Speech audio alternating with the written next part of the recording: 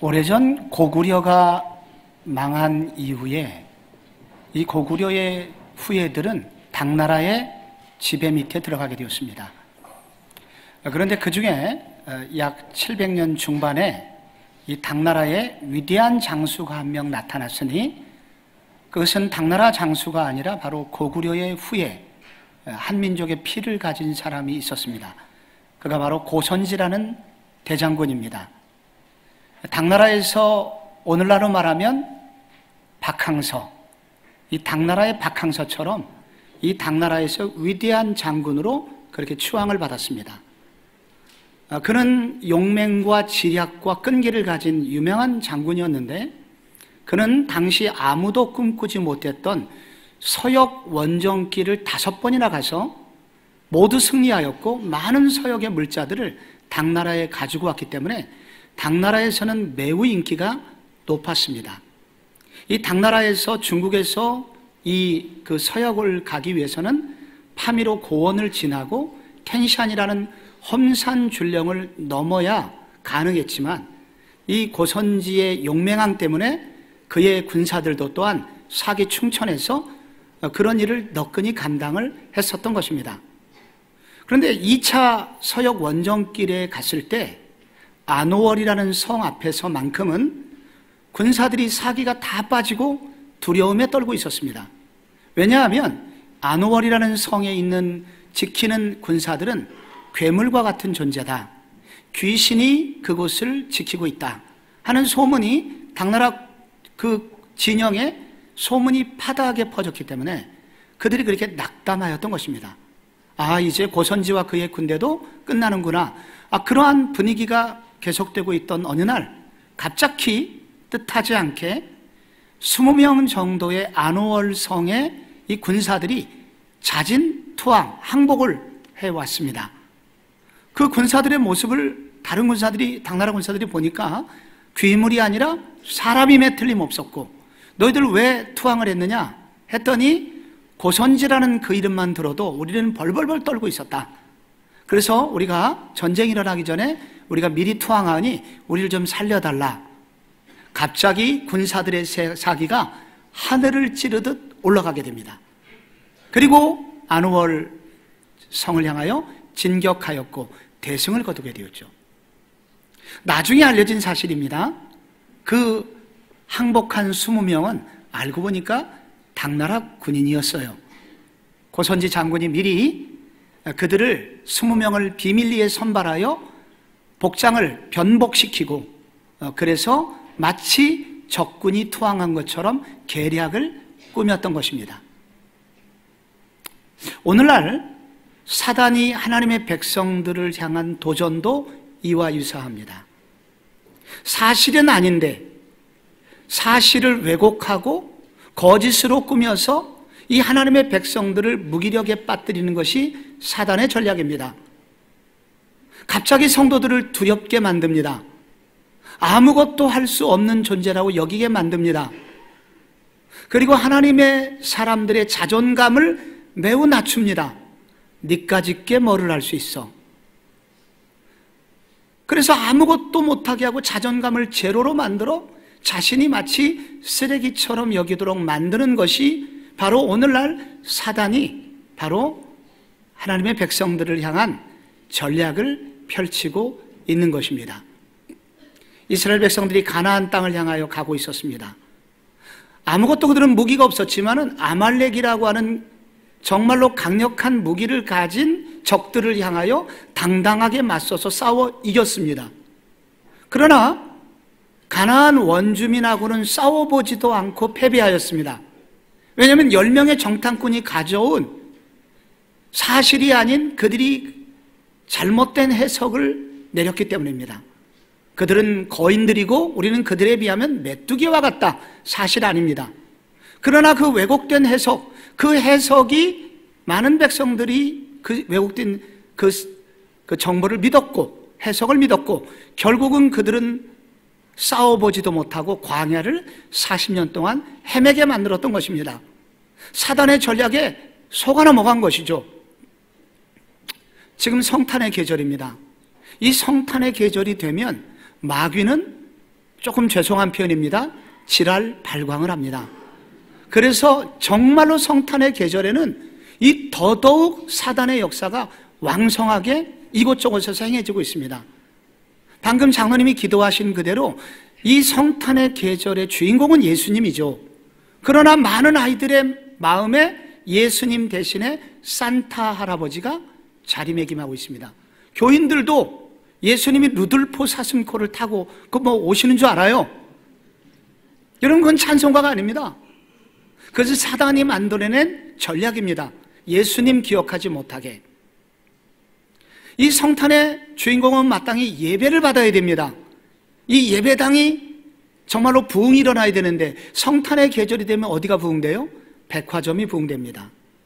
그래서 거기서 부흥회가 일어나요. 여러분, 성탄의 계절이 되면은 거룩하신 예수님이기 때문에 우리가 거룩해져야 되는데, 여러분, 성탄의 계절에 젊은이들의 생각이 뭡니까? 성경험을 하는 날입니다. 그래서 진짜 빈방이 없어요. 이런 무서운 일들이 사단이 이 성탄의 계절에 성도들의 마음을 다 빼앗아 자기의 왕국을 건설하는 일에 사용되는데, 성도들도 어떤 이는 여기에 유혹되고 덩달아 놀아나는 경우를 우리는 경험하게 됩니다. 이 로마서라는 우리가 요즘 묵상하고 있는 이 성경은 우리로 하여금 우리가 아무리 예수를 잘 믿어도 우리 속에 있는 육신의 연약함 때문에, 그리고 세상에 죄가 가득하기 때문에 성도들이 죄를 지을 수밖에 없고, 그래서 결국은 우리는 패배할 수밖에 없는 존재라는 그러한 잘못된 생각을 가지고 있는 성도들을 위하여 하나님께서 성령님을 보내주셨다는 것을 말하고 있습니다. 그리고 성령님은 우리 안에 거주하시면서 우리와 동행하시고 싸워주셔서 우리로 하여금 이길 수 있도록 하신다고 이 로마서는 우리에게 알려주고 있습니다. 그래서 로마서 8장 2절에 보시면, 이는 그리스도 예수 안에 있는 생명의 성령의 법이 죄와 사망의 법에서 너를 해방하였습니다. 여기 죄와 사망의 법, 로마서의 법이 많이 나오는데, 이 법은 율법을 말하기도 하지만 동시에 강력한 권세를 의미합니다. 법보다 더 높은 것은 없다는 거예요. 얼마나 강력한지, 죄가 가져온 세력이 얼마나 강한지, 이 죄가 사망을 낳는데 이 죄와 사망은 아무도 이길 수 없는 것처럼 보이는 거예요. 그런데 이것을 이기는 법을 우리에게 보내주신 거예요. 생명의 성령의 법을 보내주셨어요. 이 법, 더 큰 권세가 있는데 성령의 권세는 넉넉히 이길 수 있도록.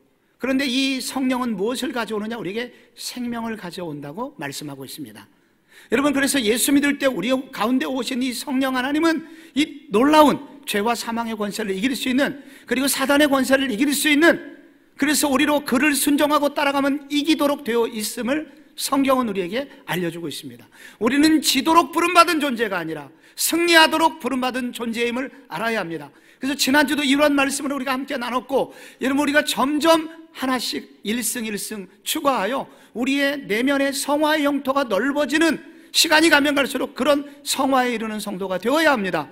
여러분, 사랑하는 성도 여러분, 지나간 한 주간 사시면서 여러분 혹시 성령과 함께 일승을 추구하셨습니까? 그래서 여러분의 성화의 영토가 넓어졌습니까? 그러시기를 바랍니다. 만약에 여러분이 그렇지 못하셨다면 다시 회개하여 이번 주에는 우리가 조금 더 우리 주님이 주시는 능력으로 승리하고, 그래서 한 걸음 더 그 성화의 영역이 넓어지는 그런 삶으로 여러분 우리가 영역을 넓혀가야 합니다. 특별히 성령님은 오늘 우리가 읽은 본문에 따르면 이 성령님은 이렇게 사단의 계략이 무섭게 성도를 이렇게 노략질하는 이 상황 가운데서 성령 하나님이 특별히 도와주시는 영역이 있다는 것입니다. 성령이 하시는 역할은 뭐냐? 이 사단의 거짓을 폭로하시는 일을 합니다. 사단이 가져온 음성과 사단이 던지는 계략은 거짓이야. 이것이 거짓됨을 폭로하고, 그리고 성도가 가지고 있는 능력이, 성도가 가지고 있는 하나님이 주신 은혜가 얼마나 큰지를 알려주심으로써 이 죄악된 세상, 사단이 도전하는 험한 세상에서 이기도록 도와주신다는 것입니다. 성도 여러분, 특별히 그래서 오늘 이 성탄의 계절에 이 사단이 이렇게 역사하고 있는 이 세상 가운데 우리가 승리하기 위하여 사단의 계략은 이 성령에 의해서 폭로되게 하셔서 거짓임을 알고, 그리고 진리이신 성령의 음성을 따라서 순종하여 우리 이 성탄의 계절이 더 주님과 깊은 은혜를 체험하는 귀한 성도님들 되시기를 축복합니다. 먼저 우리 성령께서 우리에게 알려주시는 첫 번째 사실이 있습니다. 그것은 뭐냐? 우리가 하나님 나라의 상속자이며, 그리고 이 상속자가 받은 재산이 우리가 생각했던 것보다 훨씬 더 놀랍고 그리고 엄청난 것이라는 것을 알려주신다는 것입니다. 오늘 우리가 읽은 9절에 17절에 보면 자녀이면 상속자, 또한 하나님의 상속자요 그리스도와 함께한 상속자니 우리가 그와 함께 영광을 받기 위하여 고난도 함께 받아야 할 것입니다. 여기 짧은 구절, 반 구절밖에 안 되는데, 여러분, 자녀이면 또한 동시에 자녀로 끝나는 게 아니라 자녀에게 그 다음에 따라오는 특권이 있으니 상속자요 곧 하나님의 상속자요 또 그리스도와 함께한 상속자니, 상속자, 상속자, 상속자. 여러분, 이 짧은 반구절 안에 3번이나 강조되고 있습니다. 우리는 하나님의 자녀인데, 하나님의 자녀는 뭐 하는 사람들이냐? 여러분, 특권이 있다는 거예요. 상속자라는 것입니다. 여러분, 우리가 상속받을 것을 분명히 알아야 됩니다. 여러분, 우리 어떤 부모는 상속 재산을 많이 물려줍니다. 조금 가슴이 펴집니다. 상속받을 재산을 부모님이 하나도 물려주지 않았어요. 조금 기가 죽습니다. 그러나 아무리 연약한 상속을 받았다 하더라도 여러분, 오늘 믿음의 사람들에게 주어진 상속을 제대로 여러분이 듣고 믿으실 수 있다면, 이 사실을 분명히 믿고 따라간다면 결코 세상에서 기죽을 수 없습니다. 성경에 따르면 우리에게 하나님이 상속해 주시는 몇 가지가 있습니다. 첫째, 좀 사소한 것부터 말씀드리면, 첫째, 천국을 상속해 주십니다. 근데 이게 사소한 거예요. 여러분, 이 예수님께서 제자들하고 헤어지기 얼마 전에 너희는 마음에 근심하지 말아라. 하나님을 믿으니 또 나를 믿으라. 내 아버지 집에는 거할 곳이 많도다. 그렇지 않으면 너에게 일렀으리라. 내가 먼저 아버지께로 가서 거처를 예비하고 그리고 다시 와서 나 있는 곳에 너희도 영접하리라. 주님께서 먼저 거처를 예비하러 가시겠다고 그랬는데 그 거처는 곧 천국을 말합니다. 하나님께서 우리를, 주의 제자들의 후예인 우리 모든 성도들을, 우리가 죽음과 동시에 이사가는 곳이 있는데 그것이 어디냐? 천국입니다. 우리는 구천에 떠드는 귀신들이 되는 게 아니라 우리는 죽음과 동시에 아버지의 나라 천국에 갑니다. 이것이 우리가 상속받을 첫 번째 재산 목록 1호입니다. 첫 번째 우리가 상속받을 곳입니다. 그런데 이 상속, 이 거처에 대해서 여러분, 많은 영어 성경은 맨션으로 번역을 했습니다. 우리가 천국에 가면 우리가 다 맨션 한 채씩을 가지고 있다고 번역을 영어 성경대로 했습니다. 1960년대 70년대 아파트 처음 나올 때 판잣집에 사는 사람이 여러분 아파트에 이사 가면 어떻게 됩니까? 이게 이렇게 구식 화장실에서, 여러분 구식 화장실 가보셨나요? 그 구식 화장실 느껴보신 분은 다 압니다. 그러다가 아파트에 들어갑니다. 화장실이 방 안에 있어요. 밥알이 떨어져도 주워 먹어도 상관없을 정도로 깨끗합니다. 그래서 여러분, 우리가 30년, 40년 전만 해도 이 맨션이라는 개념이 있었어요. 요즘 이 성경을 번역한다면 타워 팰리스, 아크로비스타 이렇게 번역을 했을 겁니다. 그런 곳으로 우리를 인도해 주신다는 거예요. 우리는 모두 다 천국을 상속받은 분들입니다. 여러분이 조금 아파트가 좀, 여러분이 사는 집이 조금 부족하다면 이제 이후에 우리가 상속받을 곳이 지금 우리가 사는 곳과 비교할 수 없음을 여러분 아셔야 합니다. 하나님 우리에게 아들로 삼으시면서 천국을 상속해 주신다고 약속합니다. 두 번째로는 천국 잔치의 주인공으로 참여하는 특권, 이것이 두 번째 상속 목록입니다. 우리가 어느 날 예수를 믿고 천국에 가지만, 여러분 일정 시간이 되었을 때 예수님이 재림하시는 그날이 되면 죽은 자나 살아있는 자나 믿는 모든 자가 하늘나라의 혼인잔치, 어린 양의 혼인잔치에 참여하게 됩니다. 근데 그 혼인잔치에 참여할 때 여러분 결혼식에 가면 주인공이 있습니다. 주인공은 가장 비싼 옷을 입습니다. 주인공은 가장 긴 옷을 입어요. 이 주인공이 여러분 입장할 때 모두 다 기립을 하게 됩니다. 여러분 이 주인공이 누구입니까? 신부예요. 신부가 결혼식의 주인공입니다. 그런데 바로 어린 양의 혼인잔치에 하나님께서 우리를 바로 그 어린 양의 혼인잔치의 주인공으로 우리 성도를 불러주셨다는 것입니다. 이런 하늘나라의 결혼식 그리고 하늘나라의 축제의 하이라이트에 우리가 등장하는 것입니다. 여러분 이런 특권을 세상에 그 누구도 스포트라이트를 받을 수 없을 만큼 큰 은혜와 축복을 우리 모두 받았다는 것입니다. 이것이 끝이 아닙니다. 세 번째로는 우리가 천국에 가게 되면 그리스도와 함께 온 우주를 통치하는 통치권을 부여받습니다. 계시록 22장 1절 이 천국에 관한 내용입니다. 또 그가 수정같이 맑은 생명수의 강을 내게 보이니 하나님과 및 어린 양의 보좌로부터 나와서 길 가운데로 흐르더라.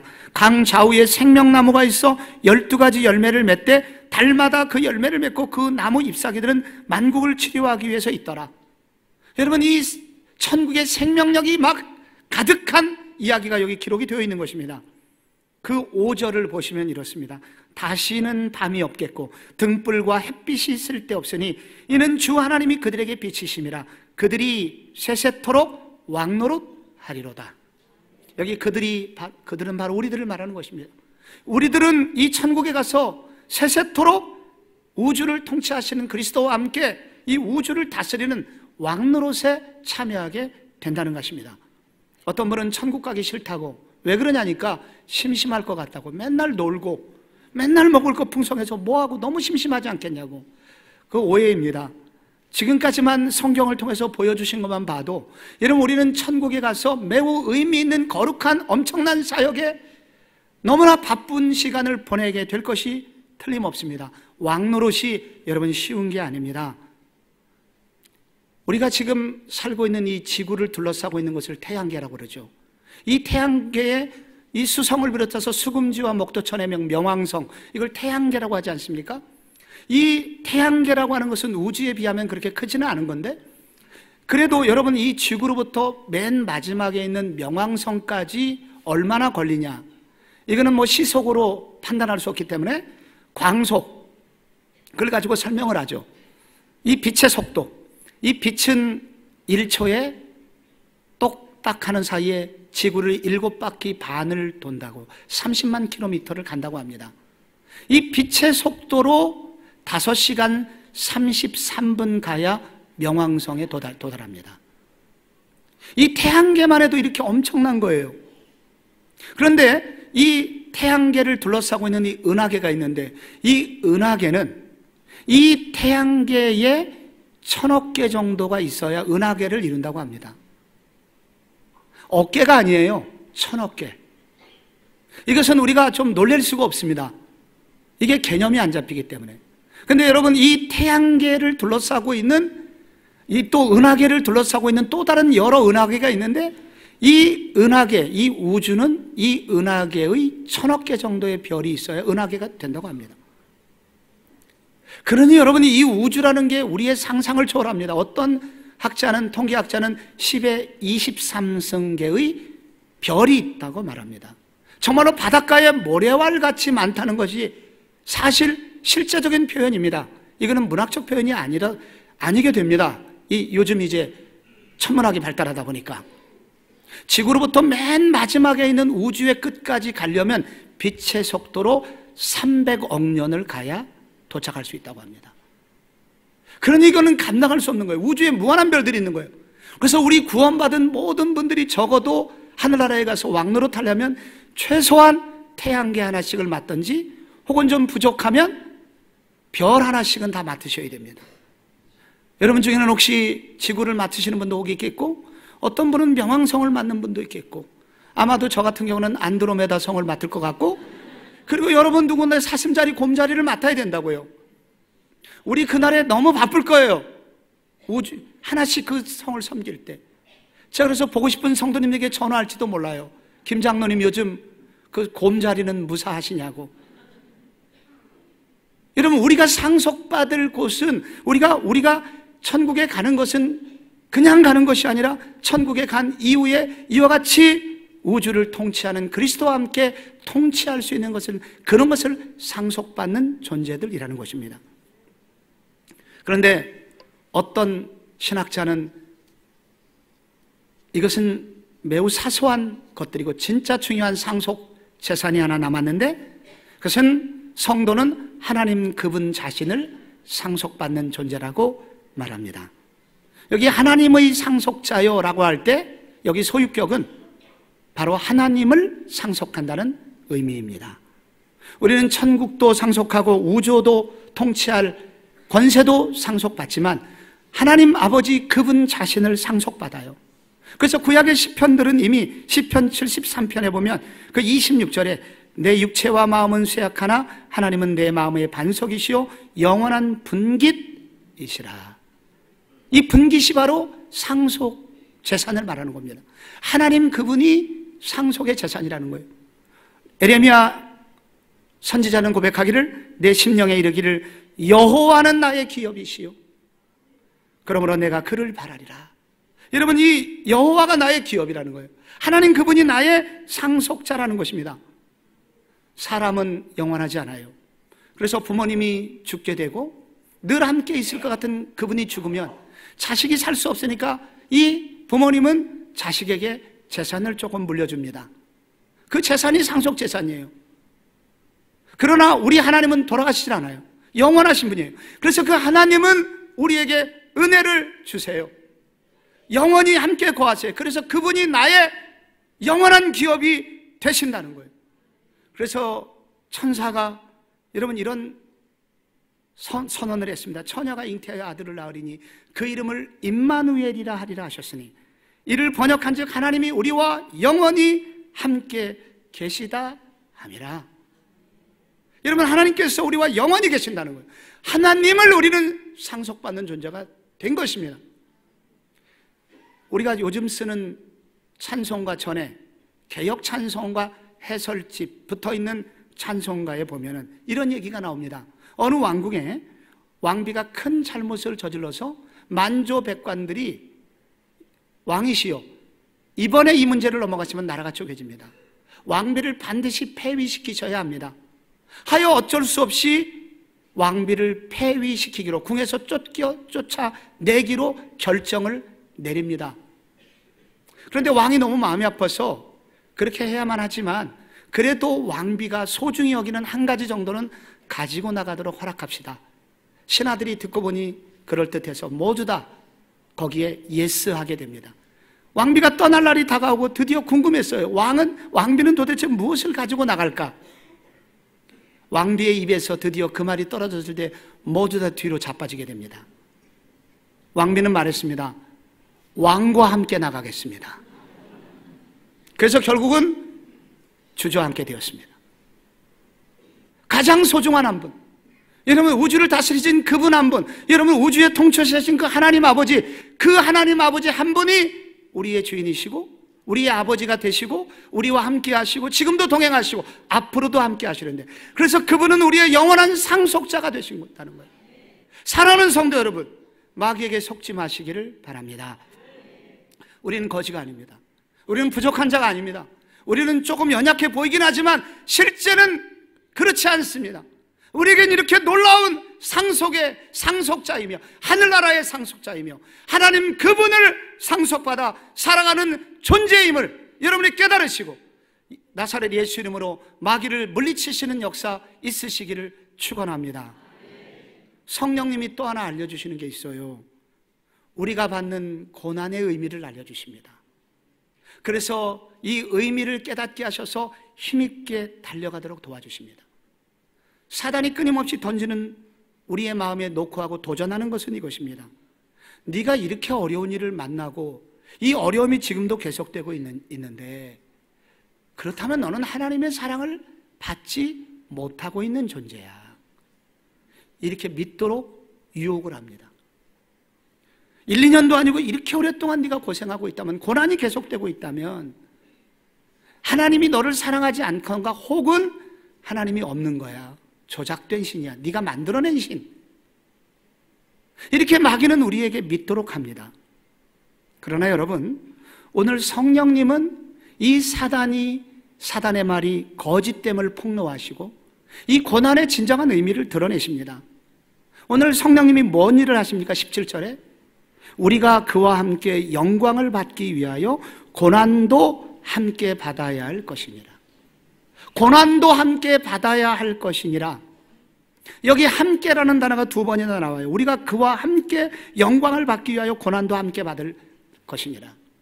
여러분, 여기 함께라는 말은 우리는 예수님과 어느 날부터 뗄래야 뗄 수 없는 하나인 한 몸을 이루는 존재가 되었음을 설명하는 단어입니다. 우리는 하나님과 떨어질 수 없는 붙어있는 존재, 마치 태아가 어머니의 뱃속에서 결코 분리될 수 없는 상황이 된 것처럼 우리는 하나님 아버지와 우리 사이는 그런 관계가 형성이 됐다는 것입니다. 언제 그렇게 됐을까요? 세례받을 때 그렇게 됐다고 로마서 6장이 이미 선언하였습니다. 로마서 6장 3절 보면 무릇 그리스도 예수와 합하여 세례를 받은 우리는 그의 죽으심과 합하여 세례를 받은 줄을 알지 못하느냐. 합하여, 이게 하나가 됐다는 것입니다. 우리가 예수님이 세례를 받을 때, 예수님 죽으실 때 우리도 거기서 함께 죽었다는 거예요. 그리고 예수님 부활하실 때 우리도 함께 부활했다는 거예요. 그래서 우리의 신분은 예수님이 지금 하늘나라의 우편에 앉아 계신 것처럼 우리도 그런 높은 신분을 가지게 됐다는 거예요. 그러므로 여러분, 그런데 여러분, 우리가 함께 있기 때문에 예수님이 영광을 받으면 우리도 영광을 받아야 됩니다. 그러나 동시에 예수님이 고난을 받으면 동시에 우리는 한 몸이기 때문에 고난을 받아야 합니다. 조선시대 좌의정이, 그 좌의정의 아들이 매우 영광스러운 자리이지만 그가 역적으로 몰려서 좌의정이 죽게 되면 두 번째 반드시 자객들이 찾는 사람이 있으니 그의 아들입니다. 그의 아들은 좌의정의 분신이기 때문에 반드시 죽어야 돼요. 그가 죽는 이유는 아들이라는 증거입니다. 오늘 우리가 고난을 받는 것은 하나님이 우리를 사랑하지 않기 때문이 아니라 우리가 고난을 받는 이유는 바로 우리가 하나님의 아들이라는 증거라는 것입니다. 왜 그렇습니까? 그리스도는 이 땅에 오셔서 계속 고난을 받으셨고, 그리고 성경에 따르면 그리스도의 고난은 아직도 끝나지 않았기 때문에 당연히 그의 아들인 우리는 고난을 받을 수 없다는 이야기입니다. 예수님께서 이 땅에 오셔서 외면당하시고 미움을 받으시고 침뱉음을 받으셨죠. 돌로 맞으셨습니다. 요한복음 10장에 보면은 유대인들이 예수님을 돌로 치려고 할 때 너희들 왜 돌로 나를 치려고 하느냐 했을 때 그들의 답변을 한번 보십시오. 예수님이 설교하십니다. 요한복음 10장 30절에 나와 아버지는 하나이니라. 그렇게 설교를 하시니까 유대인들이 돌을 들라고 치려고 했습니다. 예수께서 대답하시되 내가 아버지로 말미암아 여러 가지 선한 일로 너희에게 보였거늘 그 중에 어떤 일로 나를 돌로 치려 하느냐? 유대인들이 대답하되 선한 일로 말미암아 우리가 너를 돌로 치려는 것이 아니라 신성 모독으로 인함이니 네가 사람이 되어서 하나님이라고 하느냐? 유대인들이 예수님을 돌로 치려고 했던 이유는 간단합니다. 그들의 머리로는 이해가 되지 않은 거예요. 예수님, 하늘나라와 세상나라가 다르고 이 예수님이 하나님의 나라에 속해 있기 때문에 세상의 사람들은 이해할 수 없기에 예수님을 죽이려고 했던 것입니다. 마찬가지로 예수님은 우리가 고난받을 것을 이렇게 예언하셨습니다. 요한복음 15장 18절에 세상이 너희를 미워하면 너희보다 나를 먼저 미워한 줄 알라. 너희가 세상에 속하였다면 세상이 자기의 것을 사랑할 것이나 너희는 세상에 속한 자가 아니요 도리어 내가 너희를 세상에서 택하였기 때문에 세상이 너희를 미워하느니라. 여러분, 우리는 필연적으로 미움을 받을 수밖에 없습니다. 고난은 필연이에요. 그리스도인에게. 물론 교회가 잘못해서, 목사가 잘못해서 고난을 받는 건 회개해야 됩니다. 그러나 이렇게 미움을 받을 일을 전혀 하지 않았음에도 불구하고 세상은 우리를 미워할 수밖에 없어요. 왜? 우리는 하늘에 속해 있고 세상은 세상에 속해 있기 때문입니다. 그들은 우리를 이해할 수밖에 없기 때문에. 그래서 여러분, 예수 믿는 것을 그렇게 싫어하고 똑같이 회사에서, 똑같이 군대에서 똑같은 줄에 서 있어도 예수를 믿는 사람은 유독 미움을 받습니다. 왜? 이것은 영적인 문제이기 때문에, 우리가 하나님의 나라에 속해 있기 때문에 미움을 받는 것입니다. 그러므로 성도 여러분, 우리가 세상에서 미움을 받는 것은 하나님의 사랑을 받지 못해서가 아니라 하나님의 자녀이기 때문에 미움을 받는 것입니다. 우리가 미움을 받는 것은 우리가 하나님의 자녀라는 증거라는 거예요. 이것은 성령님이 우리에게 말씀해 주시는 것입니다. 성령이 말씀하시기를 너희가 미움을 받느냐, 이건 너무나 당연한 거다. 그것은 너와 내가 하나이기 때문이야. 너는 세상에 속해 있지 않고 하늘에 속해 있기 때문이라고 말하는 것입니다. 그러나 반대로 여러분이 세상에서 고난을 당하고 있지 않다면 매우 주의하셔야 됩니다. 예수님도 고난을 당하시고 예수님이 지금도 그리스도의 남은 고난을 바울도 당하고 있다고 하는데, 만약에 우리가 예수 믿음에도 불구하고 너무 평화라거나 세상 사람들이 우리를 미워하지 않는다면 이것은 매우 심각한 문제입니다. 고민하셔야 됩니다. 우리는 그리스도 안에 속해 있기 때문에 어쩔 수 없이 하나님의 자녀이기 때문에 당연히 고난을 받아야 된다. 성령님의 가르치심입니다. 성령님은 이 고난의 의미를 우리가 하나님의 자녀이기 때문에 고난을 받아야 되며, 동시에 이 성령 하나님은 우리를 당신이 쓰시기 위해서 쓰는 좋은 제목이 되기 위해서 조금 더 고난도 허락하신다고 성경이 말합니다.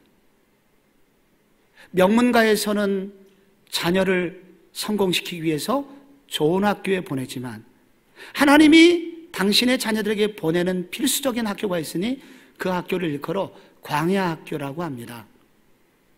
그래서 모세도 요셉도 다윗도 다 이 학교 출신입니다.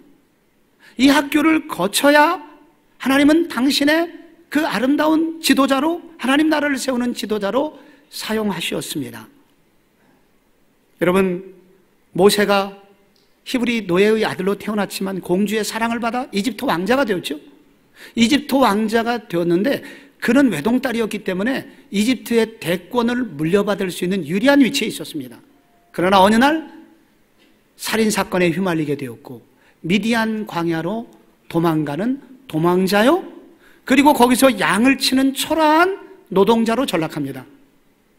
그것도 40년간이나 거기서 노동을 하고 그리고 눈치를 보는 양치기의 삶을 살았습니다. 그런데 놀랍게 하나님이 40년이 끝나갔을 때 그를 이스라엘의 출애굽 지도자로 모세를 불렀습니다. 40년 훈련시키시고 40년을 지도자로 쓰셨습니다. 나중에 모세가요 이렇게 말했습니다. 믿음으로 히브리서에 보면은 하나님의 백성과 함께 고난받기를 잠시 죄악의 낙을 누리는 것보다도 더 좋아하고 그리스도를 위하여 받는 수모를 애굽의 모든 보화보다 더 큰 재물로 여겼다고, 이는 상주심을 바라봅니다. 여러분, 모세에 대해서 이렇게 나와 있습니다. 모세는 광야의 훈련을 통하여 지도자의 훈련을 받았고 하나님을 닮아가는 거룩한 성품을 익히게 되었고 결국은 하나님이 쓰시는 놀라운 지도자로 쓰임을 받았습니다. 하나님이 우리에게 종종 내가 잘못한 것도 없는데 고난을 당하게 하실 때가 있습니다. 외로움의 고난, 어떤 사역의 고난, 억울함의 고난, 사람들에게 미움받는 고난, 견딜 수 없는 삶을 보낼 때가 있습니다. 그것은 하나님이 우리를 미워하시기나 사랑하지 않아서가 아니라 하나님께서 우리를 더 고귀한 부가가치가 있는 지도자로 쓰시기 위한 광야 학교의 과정의 일부이기 때문이라고 성경은 말씀합니다. 성령은 결국 고난의 마지막을 알려주십니다. 그 고난의 결과 마지막이 어떻게 됩니까? 18절에 현재의 고난은 장차 우리에게 나타날 영광과 비교할 수 없도다. 과거의 고난을 우리가 언제 그런 고난을 당했지? 다 잊어버릴 만큼 비교할 수 없는 영광을 우리 가운데 주신다는 거예요.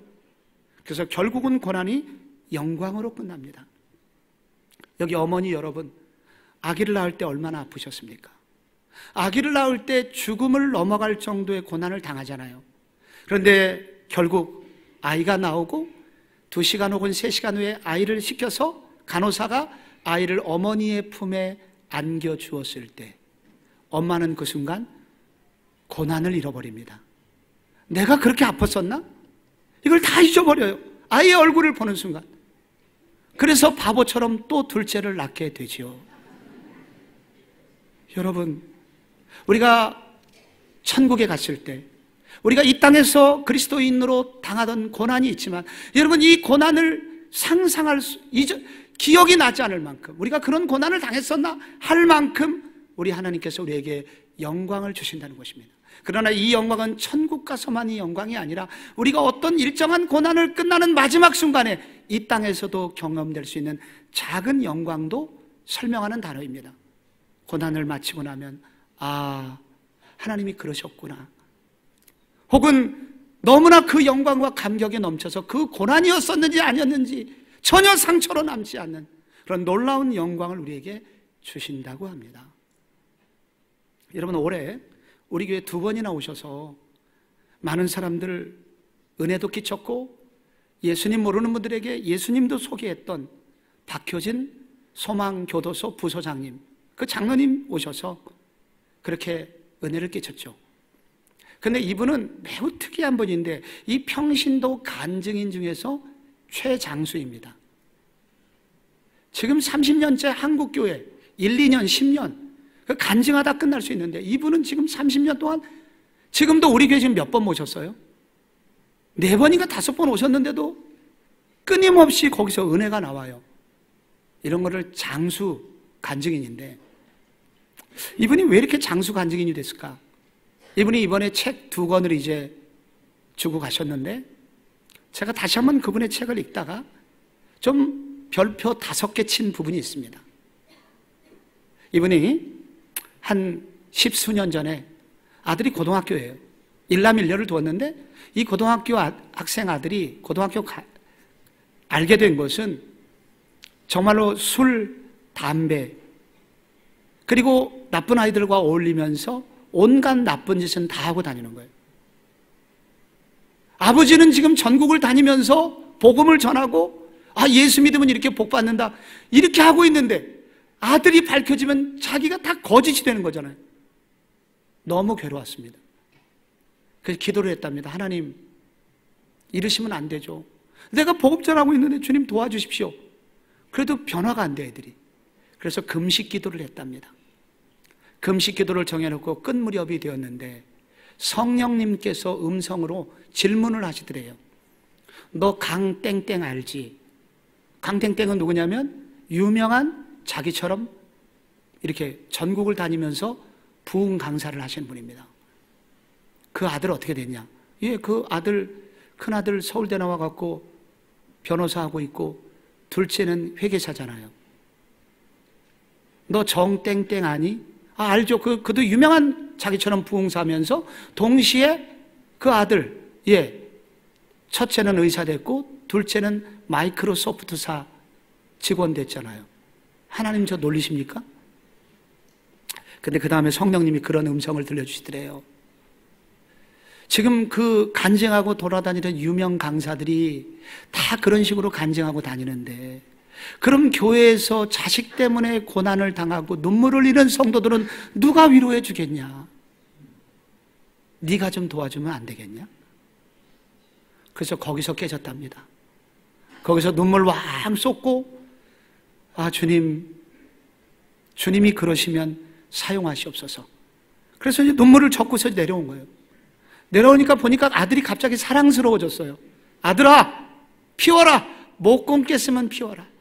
술 못 끊겠으면 마셔라. 너는 내 아들이다. 사랑을 해줬다는 거예요. 그러니까 이게 항상 이렇게 사랑을 해주면 애들이 또 정반대로 가요, 항상. 그때부터 애가 또 공부를 해갖고 또 재수를 해서 유명한 대학, 총신대학교 신학과에 입학을 했습니다. 그래서 수년 전에 목사 안수를 받았는데 하필 경기도에 제가 고시부에 있을 때 하필 내 앞에서 이렇게 면접을 보고 목사 고시를 보고 지금 목사가 됐는데 너무 감사한 건 뭐냐면은 서울 시내 좋은 교회도 많이 있는데 아버지의 청을 뿌리치고 지금 경기도 철원 저 변방에 가서 시골 교회 가서 목회를 배우겠다고 거기 가서 섬기고 있어요. 돌아보니까 여러분, 이 고난의 의미를 성령님께서 가르쳐 주셔서 장로님도 살고 자식도 살고 결국은 장로님을 통해서 지금도 계속해서 최장수 간증인으로 전국교회를 살리는 분이 되셨다는 겁니다. 사단은 거짓임을 알아야 됩니다. 마귀가 던지는 도전에 여러분께서 그대로 받아들이거나 수용하지를 않으셔야 합니다. 거절하셔야 됩니다.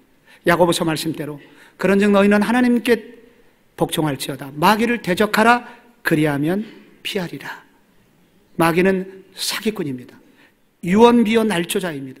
거짓으로 우리를 낙심케 하고 거짓으로 우리에게 두려움을 줍니다. 사랑하는 성도 여러분, 예수 이름으로 사단을 물리치시기를 바랍니다. 동시에 이 과정을 통과한 이후에 주실 영광을 바라보시기를 바랍니다. 우리는 뒤로 물러가 침륜에 빠질 자가 아니요 영혼을 구원하며 이르는 믿음을 가진 존재임을 기억하며 이 믿음의 길을 당당히 걸어가시는 여러분 되시기를 축원합니다.